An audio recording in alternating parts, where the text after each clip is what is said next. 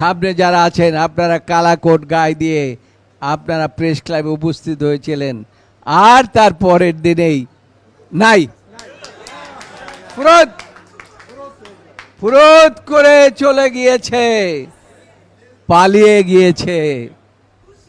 এইটা একটা অভিনব বিষয়। আপনার পরাজয় হয়েছে নির্মম পরাজয়। আমরা শপথ নিচ্ছি যে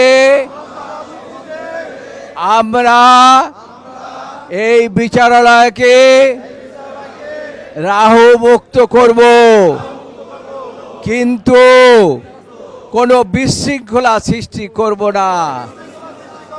আমাদের নেতা নেত্রীরা বলেছেন